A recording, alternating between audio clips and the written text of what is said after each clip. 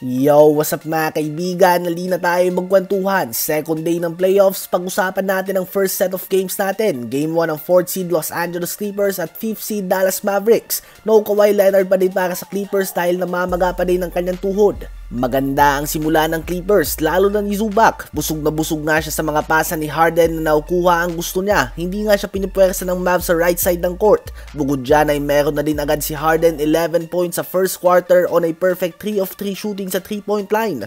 Dahilan upang mabaon nga ng Clippers ang 34-22 lead patungo sa second quarter. Sa second quarter naman ay nagsimula ang Mavs sa 0 of 6 kaya naman 18 points na ang lamang ng Clippers. Nakakandado din nga ni Westbrook si Kyrie Irving. Midway na sa second quarter ay isang field goal pa lamang ang nagagawa ni Kyrie. Perfect game plan nga ang ine-execute ng Clippers at talagang pinupulbos nila ang Mavs, limiting them to only 8 points sa second quarter. And of first half, 56-30 ang score. Ang MVP duo ni Harden at ni Westbrook ay nagtala ng 30 points at tabla nga yan sa score ng buong team ng Mavs. 4 of 13 lamang sa field si Luka at 1 of 6 naman si Kyrie. As a team ay 2 of 18 lamang sa 3 points at 9 of 40 sa field ang Dallas Mavericks. Dinadala din ni Westbrook ang matinding energy para sa team ng Clippers off the bench. Sa second half naman ay sinusubukan nga ni Kyrie Irving na buhati ng Mavs. Hindi nga maganda ang matchup ni Terrence Mann kay Kyrie at nakikita ito sa third quarter. Ina-ISO niya lang nga ito mga kaibigan. Sa fourth quarter ay si Luka naman ang gumagawa sa Mavs. Panalo nga sa second half ng game na ito ang Mavs, ngunit masyadong ang malaki ang tambak sa kanila ng Clippers sa first half kaya naman sa uli ay kinapos pa din sila at nakuha pa din nga ng Clippers ang big win sa game 1.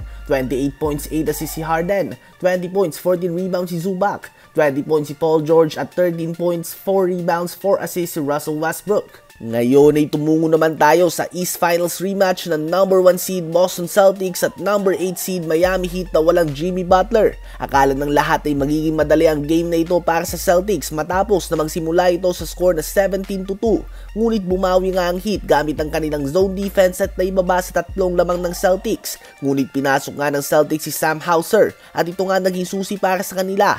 4 at 3 points ang ginawa niya sa loob lamang ng 4 na minuto dahilan upang muling lumobong lamang ng Celtics. Nalalagay nga sa alanganin na sitwasyon ng Miami Heat dahil walang kayang dumipensa ng one-on-one kay Tatum at Jaylen Brown kaya naman napapwersa silang gumamit ng zone defense na malaking risk para sa isang great 3-point shooting team tulad ng Celtics. Kapag nag-man-to-man naman sila ay kailangan nilang mag-double team kay Tatum at Brown dahilan upang ma-open ulit ang mga shooters. Kaya naman natapos ang first half sa score na 60-45.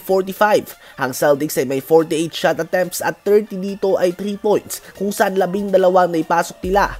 15 points, 8 rebounds and 6 assists na din si Jason Tatum. Sa second half ay lumobo na sa mahigit 25 points na lamang ng Celtics, ngunit kinabahan nga ang madami nang sa final minutes ng game ay gumawa ng quote-on-quote dirty play si Caleb Martin at bumagsak si Tatum sa kanyang likod.